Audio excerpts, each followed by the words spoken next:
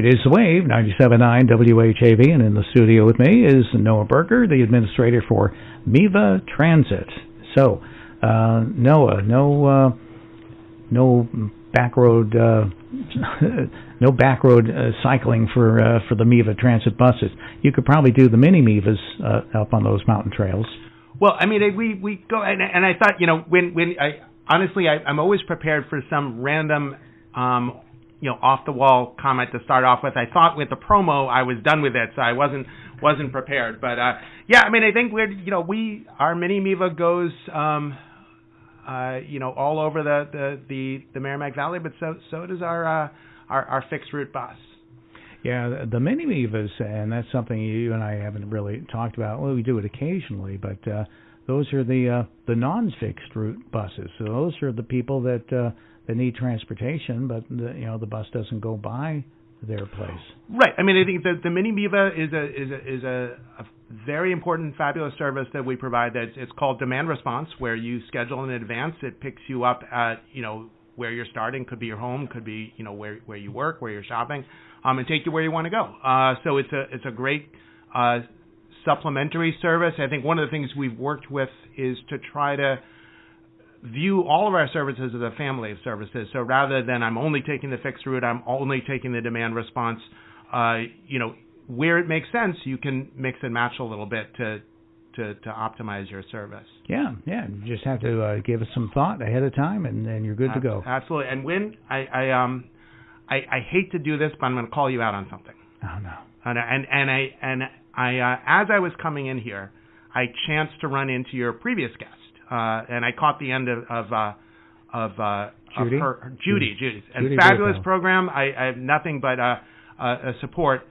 There was one area, and she and I agreed on this, that it was a failure of your normally probing journalism, because everything she said was great except for one thing that you needed to push back on, where she talked about her taxi voucher program, and she said, so people don't have to rely on the bus. And that's where I expected you to say. I was almost was mouthing it as I heard it. Have you ridden MeVa recently? Because they've worked very hard to disabuse people of that stereotype that you only take the bus when you have been dealt such a terrible hand you have no other options. Now, yes, some people who ride our bus are in that situation, but it's also the most convenient, most stress-free, enjoyable way to get around the Merrimack Valley. And we've worked very hard to change that perception of public transportation, and she agreed. And she and I said, you know what? I wish Wynn had pushed back on that, because that was the one thing. If I usually have like 6, 7, 8 things that I say on the show that I said I wish I had not said that, but that was she just had the one. So I just wanted to I just wanted to get that out of the way, and remember that was part of the initiative. That's why we took the effort to make our buses attractive looking. That's why we worked hard to make the insides of the buses comfortable and enjoyable, welcoming spaces to be. And there's an old-fashioned stigma for public transportation that we're not your grandfather's bus company anymore. So I just wanted to say that before we move on to the other important things we need to talk about today. Well, the next time I have a chance to chat with your marketing department, we can talk about that as being one of the messages. Right. No, and absolutely, but we count on our local media to remind people that MeVa is setting the standard for enjoyable transportation that people choose over other options, because it's stress-free. And it's good for elderly people. It's good for adults. It's good for young mothers. That is a great thing about public transportation. It brings the entire community together. And I see what you're doing there, Wynn, because we are about to break some news here. We're going to break some news so that when Mr. Coco writes his future articles, he can always say, as heard first on WHAV. But we are prepared to do something that's pretty responsive to our customers. We've heard from our riders. up until now, and we still have to put the policy in place, but if you are a parent of a small child in a stroller, you would have to take the child out of the stroller, fold the stroller up, and store it under the seat to ride the bus. You couldn't bring an open stroller onto the bus. And by the way, big thanks to two folks in our office, Betsaida Jarvis, who's our office coordinator, and Jasenia Fernandez, who's our director of safety and training. Betsaida first came to me, and she's a mom of a small child and also a bus rider, as well as a Cracker Jack MeVa employee. And she asked me why we have this policy, and we brought Jasenia into the conversation because she's as an excellent safety trainer. She's great at thinking about all the worst things that could happen. That's her job. But the two of them worked together, and they developed a policy where, under certain conditions, you can bring your stroller onto the bus. Remember, it's low floor, so you don't have to go up any steps.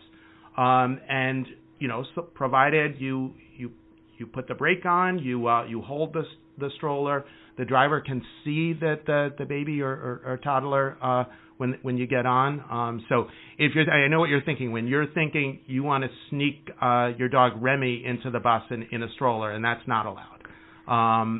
But there's a list of things that the driver will be will have to watch for, and the parents will be informed about. But I think this is a great convenience, and it's something that while we want to make sure we're always safe, but we also want to make sure we're accommodating.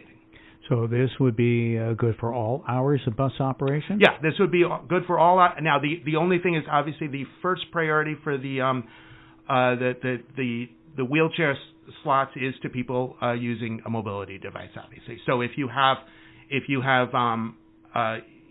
folks in using wheelchairs on the bus and 6 parents with kids want to get on, then they might have to fold their stroller up. But under normal conditions, you'll be able to bring an open stroller on, and so long as you follow the rules, that you'll have that convenience. And I think this is really important because this is us listening to our customers, making sure that we are, again, as we started discussing, as welcoming, as accommodating, as enjoyable an experience as we possibly can be. So when will this be operating? When we send out the press release, we'll actually have a launch date, which will be very soon, though, because we finalized the policy. So I just wanted to make sure this is, that it was on WHAV announced first, and then everyone else will be following WHAV as they usually do. Well, thank you. No, absolutely, thank you.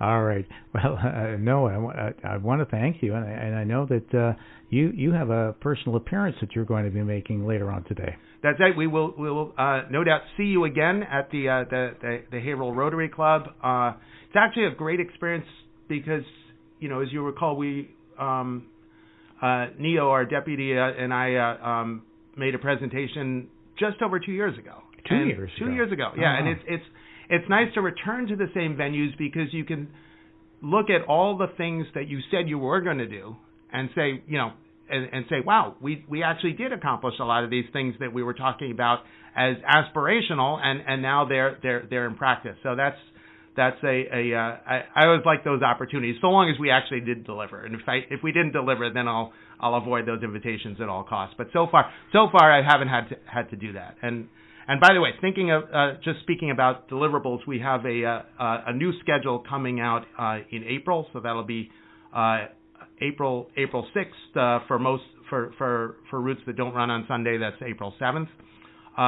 But we're going back to the full 30-minute every 30 minutes for our Lawrence-based routes. So now, starting at 5 in the morning, the buses will run every 30 minutes again, and that's really important. And I think that consistency. And then here in Haverhill, we will be extending the hours on. So all of our routes will run until the last bus will leave downtown Haverhill at 7 o'clock instead of 6 in the evening. So then we'll have buses on the road in Haverhill for those routes until 8 o'clock at night, and of course the 13 and the 1 will still run till 10 o'clock at night. So, again, just trying to recognize that people's lives don't suddenly shut down at 6 o'clock at night, and accommodate that better. I know we've had there's a rider in Groveland who been pleading for us to extend it an hour because they actually transfer from the 1, and if they don't make that last connection, they're kind of stuck. So we're just trying to make sure that we are, again, this is just us trying to be accommodating, kind of equalize a little bit the service. Obviously different needs in Lawrence and Haverhill, but bring Haverhill up to the same level of service that we have in Lawrence. Excellent. All right. Well, Noah, thank you very much. I'll be seeing you a little bit later on today. Always a pleasure, Win. All right. Thank you. Noah Berger, Administrator, MeVa Transit, our guest this morning here on the WHAV, 97.9 WHAV. Wake up with Win Damon weekdays from 6 to 9 a.m. on 97.9 FM WHAV. Catch the wave, WHAV.